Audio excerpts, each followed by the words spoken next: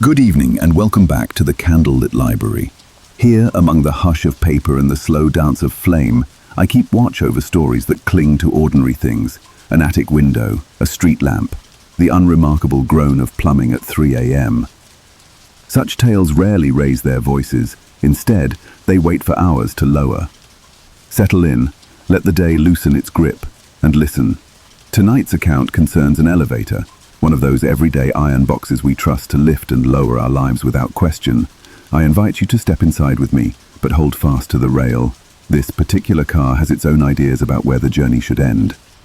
Now, draw the blanket higher and close your eyes if you wish. The story is already in motion. Have you ever felt an elevator breathe? Felt the faint, rhythmic push of warm air across your knuckles, as if the machinery were exhaling through the keyhole? It is a small, private sensation, easy to dismiss, but I have learned that the smallest breaths can belong to the oldest hungers. I took the job at Monarch House because it sounded uncomplicated. Digitized decades of tenant records from paper to cloud, floor by floor, box by box. The pay was solid, the commute mercifully short, and the building, an Art Deco tooth wedged between glass towers, possessed a shy grandeur that appealed to my sense of nostalgia. Most tenants cleared out by 6, leaving the corridors hollow enough for my footsteps to answer themselves. I preferred the solitude. The scanner hummed. The fluorescent lights flickered like domesticated lightning, and I could almost convince myself that work was a form of dreaming. From the first week, the elevator felt uncertain. The brass panel held 12 numbered buttons, but the worn patch beneath my fingertips suggested a 13th that had been rubbed out like a forbidden word. Each evening as I rode down alone, the floor indicators would stall between 8 and 7, hovering on a reddish half-glimpse of a digit that never settled. A stutter in the wiring, I told myself, nothing more. Yet there were other details. The smell of lilacs, faint but distinct, lingering whenever the car paused at 9, though no flower ever survived that high above the city. The near-inaudible loop of static that overlaid the canned music after 10 p.m., and the way my reflection in the stainless steel seemed delayed by the barest fraction of a second, like a live broadcast slowed by a failing satellite. One Tuesday, a thunderstorm shook the building just as the last daytime tenant departed. I worked later than usual, sorting brittle leases that crumbled like pastry at the edges. Near midnight, I pushed my cart of boxes toward the elevator, rain slapping the windows in frantic Morse code. The up button glowed before I touched it.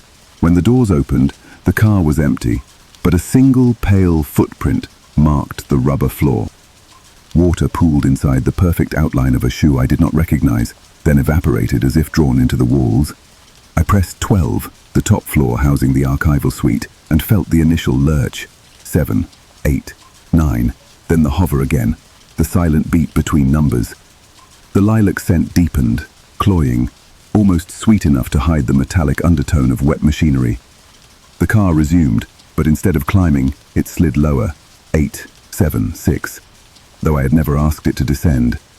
When the doors parted, an unfamiliar corridor waited, wallpaper of olive damask sagging under water stains, carpet the color of dried blood crusted with decades of salt from winter boots. A single incandescent bulb swung as if disturbed by a body brushing past, though no one stood there. The bronze plaque on the wall read 7.5. I had never seen fractions etched into building brass, yet the numerals were aged perfectly, as though installed the day Monarch House opened 81 years ago. I might have stepped out, curiosity as a muscle that resists discipline, but the air beyond the threshold felt weighted, like the slow, downward pull of deep water. I pressed door close. The doors obeyed, reluctantly, their rubber seals scraping together with the intimacy of two strangers sharing a secret too soon.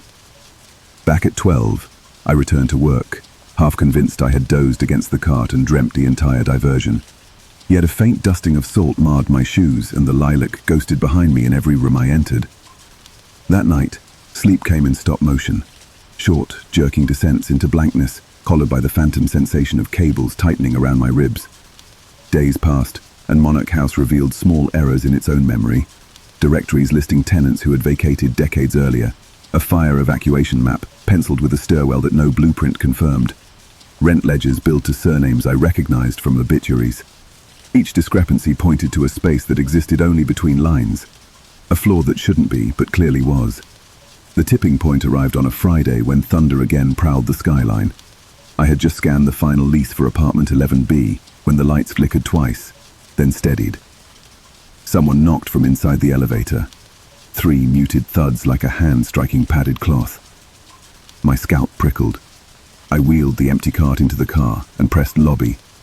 The elevator replied with silence, then began moving, not down, but inward, as though collapsing through itself.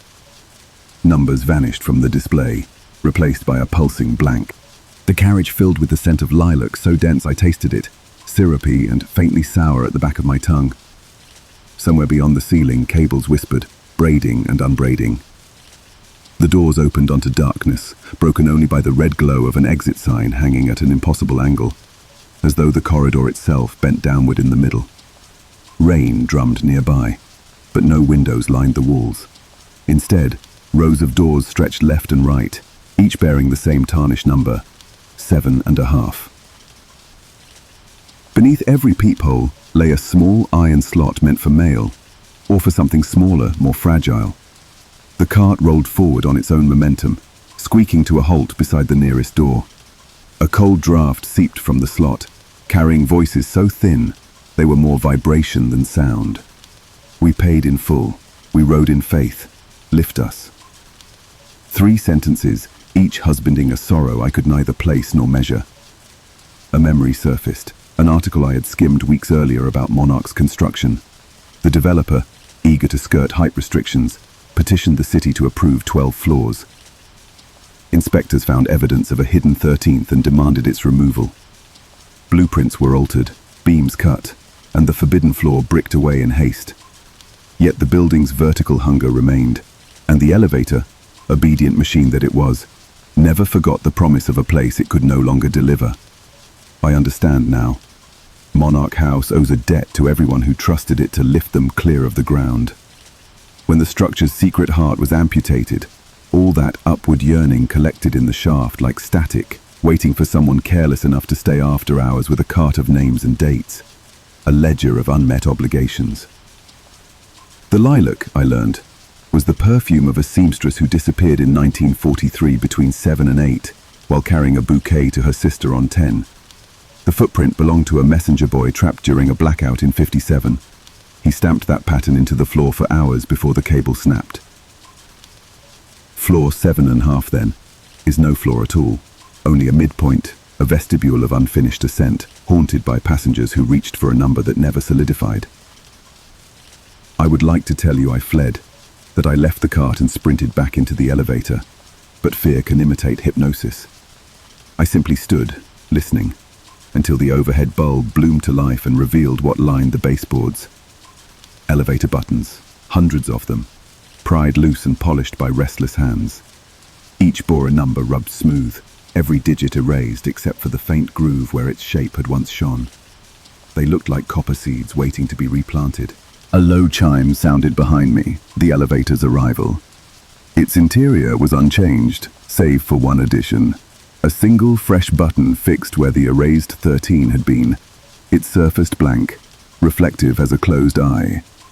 I pressed it with the tip of a shaking finger, half expecting nothing, half praying for anything. The doors sighed shut.